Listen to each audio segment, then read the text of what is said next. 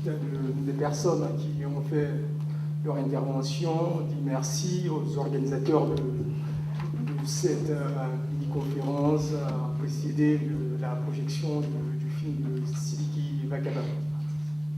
Je voudrais m'intéresser principalement à un mot qu'on retrouve dans tout ce qui concerne la Côte d'Ivoire, qui revient, qui cristallise toutes les passions, ce mot qui est l'ivoirité, dont tout le monde parle, mais il y a très peu de gens qui savent ce que c'est que l'ivoirité.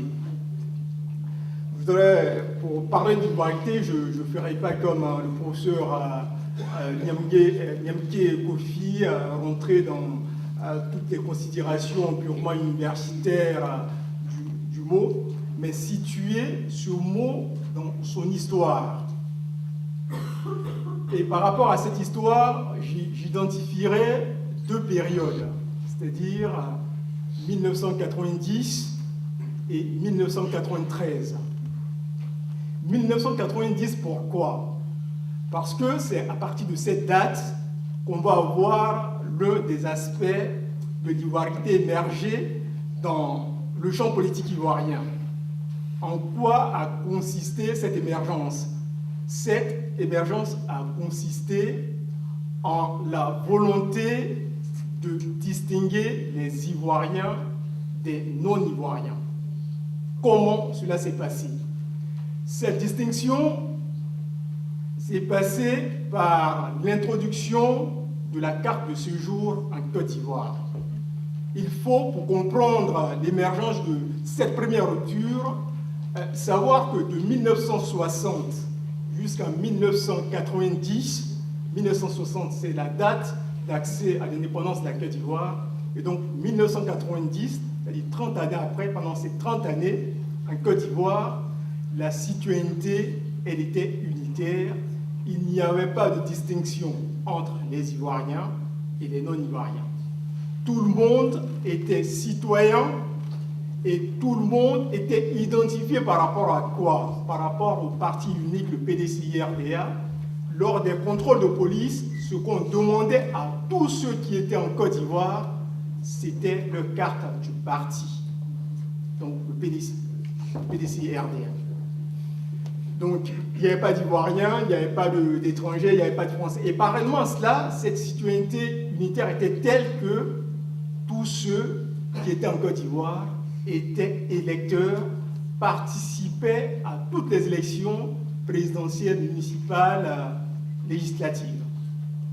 Et donc, on arrive en 90, il y a la première phase de rupture avec l'introduction de la carte de séjour. Vous serez surpris. Si je vous pose la question de savoir qui a introduit cette carte, certaines personnes me diront « mais c'est Gbagbo ». Mais non, du tout, vous êtes à côté de la plaque. L'introduction de la carte de séjour a été faite par M. Alassane Ouattara. Alassane Ouattara, en 90, je pense que certains intervenants l'ont dit, il était Premier ministre de Côte d'Ivoire. Il a introduit la carte de séjour pour qu'on fasse la différence entre les Ivoiriens et les non-Ivoiriens. Et c'est sur la base de cette carte de séjour-là que les forces de l'ordre ont commencé à poser des questions aux différentes personnes qu'elle a rencontrées. Et c'est sur la base de l'introduction de cette carte de séjour-là qu'une partie de la population ivoirienne s'est sentie frustrée parce que les gens estimaient qu'on les contrôlait trop. La seconde rupture est celle qui est intervenue après la mort de Houphouët-Boigny, en 93. En 93, on va dire qu'il y a même une double rupture, parce que Houphouët décède, c'est quand même 40 années de l'histoire politique de la Côte d'Ivoire qui prend fin. Donc il y a la première séquence politique de la Côte d'Ivoire qui prend fin à la mort de Houphouët-Boigny en 93. Mais en même temps, au plan économique, il y a une seconde rupture puisqu'il y a dévaluation du franc CFA. Il faut savoir que la dévaluation constitue une rupture. Pourquoi? Parce que pendant près de 40 années, Houphouët a lutté pour ne pas qu'il y ait de dévaluation. À peine mort, on a fait la dévaluation. Donc en 93, Bédié succède à Houphouët-Boigny. Bédier, quand on dit que Bédier a créé l'ivoirité, Bédier n'a pas créé l'ivoirité. Bédier s'est engouffré dans la brèche ouverte par Ouattara à travers l'introduction de la carte de séjour, à travers le principe de distinction entre les Ivoiriens et les étrangers. Mais Bédier allait encore plus loin que Ouattara, parce qu'il a établi ce qu'on appelle une taxinomie, c'est-à-dire un classement des Ivoiriens, et il a mis au prolongement de ce classement des Ivoiriens une logique qui est propre à chaque type d'Ivoirien. Donc il va créer les 3 niveaux d'Ivoiriens, c'est-à-dire les Ivoiriens de souche multiséculaire, les Ivoiriens de circonstance et les à peu près Ivoiriens, on va dire, les non-Ivoiriens ou étrangers. Et chacune de ces composantes des Ivoiriens correspond à une logique politique, avec une logique de préséance qui correspond au groupe ethnique auquel il appartient, c'est-à-dire le monde baoulé, une logique de disqualification qui correspond à ce qu'on appelle les BAD, c'est-à-dire tout ce qui est BT, Atier, Abé et Bédida. Donc c'est ce qu'on appelle les BAD. Pourquoi? Parce qu'ils estiment ces Ivoiriens-là, issus de groupes ethniques trop frustres pour espérer gravir les échelons, c'est-à-dire occuper le poste le plus prestigieux sur le plan politique de la Côte d'Ivoire, c'est-à-dire la présidence. Et à côté de cette logique-là, il y a une logique d'exclusion qui a consisté à la suite de quelque chose qui a prévalu pendant longtemps, même à l'intérieur même du PDCI, de taxer certaines parties, certains Ivoiriens d'étrangers. Donc, cette logique d'exclusion. Mais pour comprendre les enjeux de tout cela, il faut savoir que Bédier arrive à la suite d'Houphouët-Boigny, qui est quelqu'un de charismatique. Houphouët a participé à la lutte anticoloniale, il a participé à la création du syndicat agricole africain, SA, en 1946, il a participé à la création du RDA, et Bédier arrive, Bédier n'a participé à aucun combat. Bédier n'a ni l'aura, ni le charisme d'Houphouët-Boigny. Donc qu'est-ce qu'il va faire? Il va changer la coalition au pouvoir. Il faut savoir qu'au temps d'Houphouët-Boigny, la coalition au pouvoir, c'était quoi? C'était le monde baoulé et les gens du Nord. Donc il faut comprendre cela. C'est très important pour comprendre la suite de la démarche de Bédier. La coalition au pouvoir sous Houphouët-Boigny, c'était le monde baoulé et les gens du Nord. Cette coalition procède de quoi?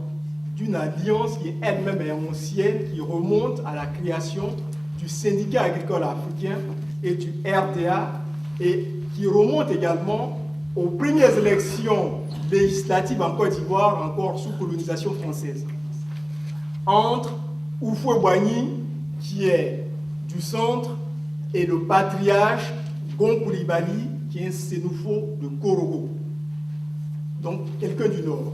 Donc Houphouët se sert de cette alliance-là, qui lui a permis d'être député français et de siéger au palais Bourbon. Donc, après 1960, Houphouët-Boigny garde cette coalition, cette alliance, et gère avec les gens issus du Nord, la Côte d'Ivoire, jusqu'à Saint-Louis. Mais Bédier arrive, Bédier n'a pas ce charisme de Houphouët-Boigny. Qu'est-ce qu'il va créer?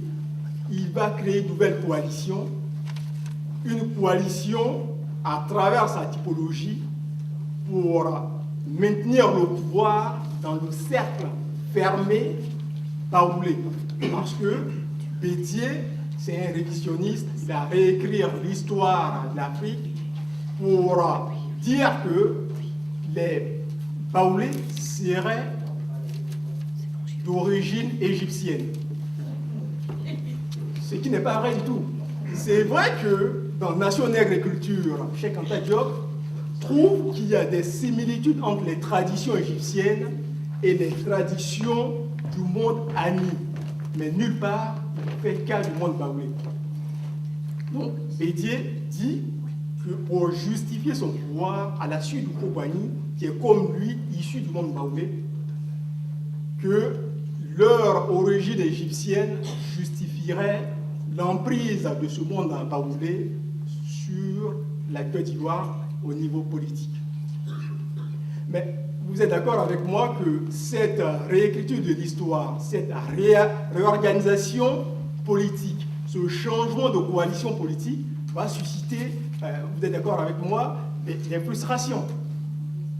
Et Ouattara, qui avait des ambitions politiques en Côte d'Ivoire depuis son arrivée en 1999, va sentir, à travers la réorganisation de la coalition au pouvoir, une sorte de trahison de Bédié, puisque ce qui était admis jusque-là, c'était que le monde baoulé, qui est considéré au sud comme pas des autochtones, c'est-à-dire des allogènes.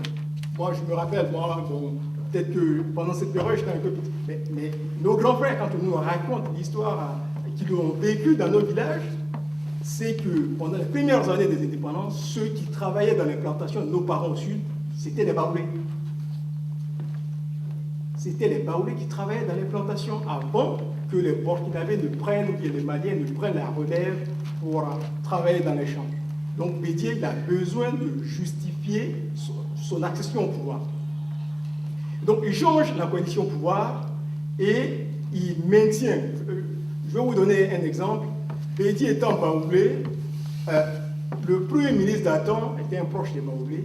Le ministre de la Défense, Bandama Ngueta, était un baoulé. Le ministre de l'Économie et des Finances, Oumouan Kofi, c'était un baoulé. Le ministre, la plupart des postes ministériels clés, c'était issu du monde baoulé.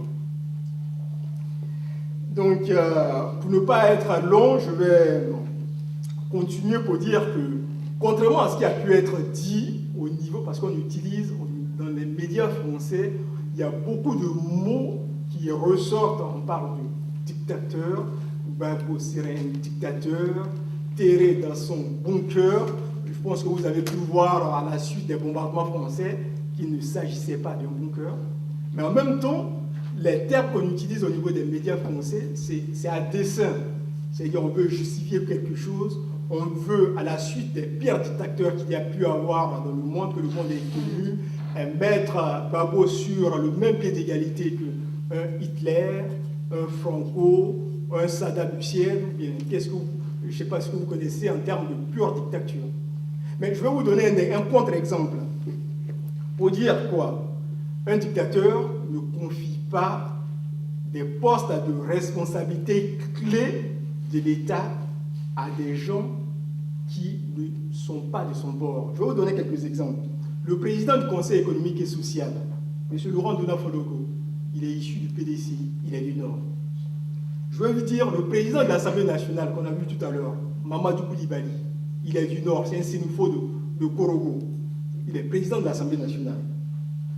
Le président de la commission électorale indépendante, le fameux Youssouf Bakayoko, de part, c'est quelqu'un du Nord. Le grand chancelier de l'Ordre, c'est quelqu'un de l'Ordre.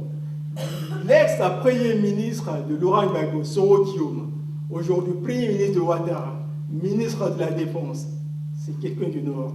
Quand on est dictateur, on ne confie pas ce genre de responsabilité à des gens qui ne sont pas proches de Gbagbo. C'est quelqu'un qui est issu du groupe ethnique Krou, c'est un BT. S'il avait voulu être dictateur, il aurait confié ses postes de responsabilité à des BT, ce qu'il n'a pas fait. Je voudrais terminer là et permettre aux gens, à la suite des différentes interventions, de poser des questions afin qu'on puisse essayer de lever un certain nombre de voiles que aussi bien les médias que les politiques ont